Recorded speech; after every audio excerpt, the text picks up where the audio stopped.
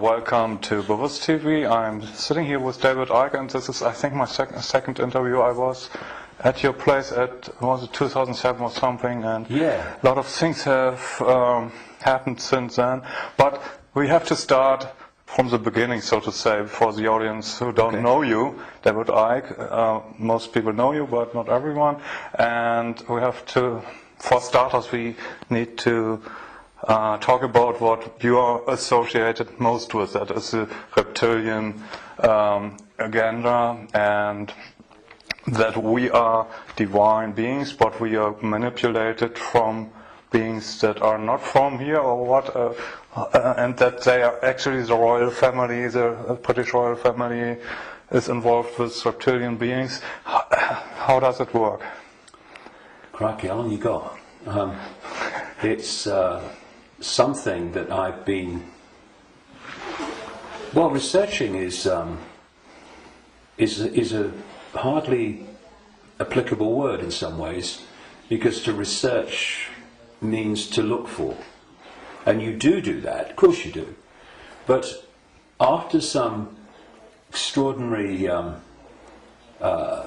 what people would call paranormal experiences in 1990 and 91, my life has become, since then, this synchronistic series of coincidences which have led me to, and even brought to me, really, people, personal experiences, documents, books, and all these different sources that have put information before me in a very coordinated way, like some hidden hand is passing information to you. And it's not just random information, it's information that very clearly, as it comes into my life, has a direction. It has a series of steps. So in the early 1990s, the information that was coming into my life was about the fact that there was a cabal that was manipulating human society and world events towards the goal of a Orwellian global state, in which there would be a world government dictating to every country. Countries would be dismantled and become regions of great power structures. The European Union is a classic. And what we're seeing now with the European Union is the next stage of breaking countries up by destroying them financially, and then centrally dictating financially and in terms of government. And that there was a plan for a global army to impose the will of the world government, a world central bank to impose the cabal's global financial structure and control, and that the plan was for every child at birth to be microchipped as a matter of course. Now that was kind of whoa enough as the information came, and of course with the passage of the years this has been confirmed more and more by the fact that it's happening. Then there was a phase in the mid to late 1990s when, while that other information continued, and has continued to this present day, another, if you like, parallel and connected series of synchronistic situations happened in my life which brought information to me, and this related to the fact that the network of families which go back to the ancient world that are behind this control system I've just described and its ambitions actually take a non-human form, a not just reptilian, though that seems to be the dominant one, but, and I moved on from that too and gone into other levels of it beyond that. But that there is a non-human force behind this attempt to lock down the world. And then from about 2002, 2003, right to the present day, all these continue. Once they come into my life, these different areas, they continue together. That's why I work 12, 15 hours a day, keeping up with it. But This third phase, from about 2000, 2003, was the most important. Because without this, you can't really understand the rest.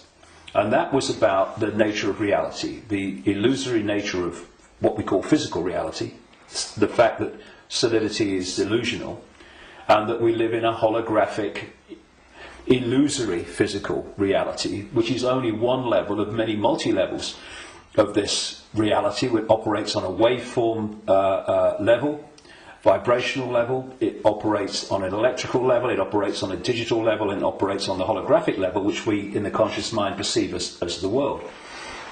And to appreciate that when I look through my eyes, another illusion funnily enough, which is why when people have near-death experiences, they leave the body and they're looking down on the body with the eyes, but they're still seeing.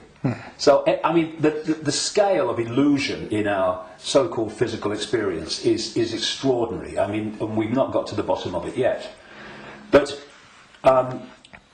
it is that when I look through my eyes, shall we say, that people think that they're seeing everything there is to see in the space that I'm looking at. No, they're not. They're seeing a tiny band of frequency called visible light, which is so tiny it is ludicrous.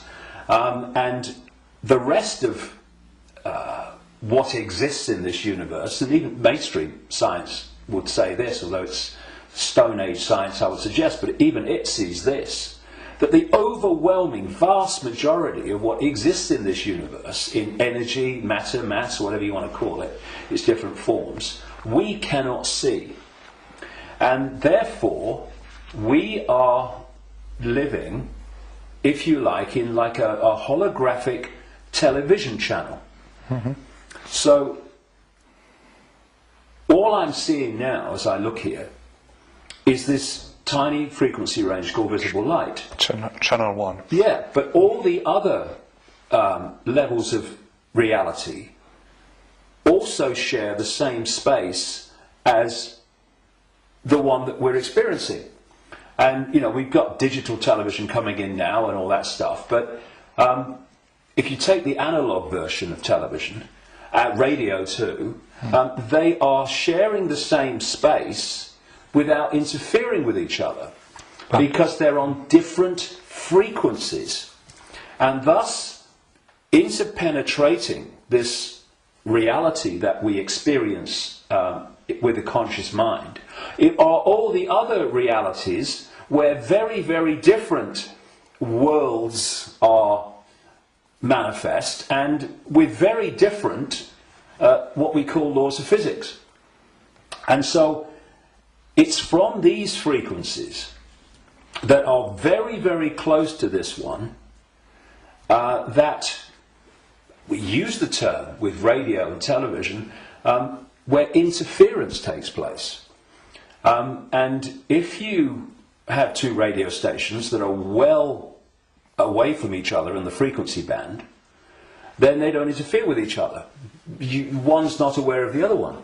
But you get two frequencies that are close, and you can get, it might be dominated by one, but there's interference from the other. Why? Because the frequencies are very close.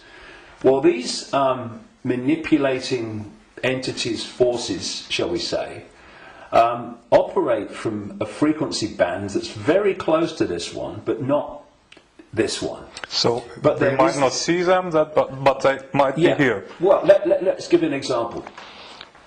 You'll see stories of UFOs appearing out of nowhere and disappearing into nowhere. You'll hear stories about people saying this entity appeared out of nowhere and disappeared into nowhere. Well, they haven't disappeared.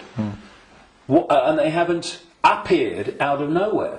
What they've done is they've entered the frequency band that we can decode, the visible light frequency band that I'm talking about, and when it enters that, we start decoding that information because it's now in our ability to do that. And as we start decoding it, bang, to the observer, it appears that it's just come out of nowhere. And then it leaves that frequency range, and to the observer it's disappeared into no, it hasn't. It's just left that band that we can decode, which is tiny. And so when you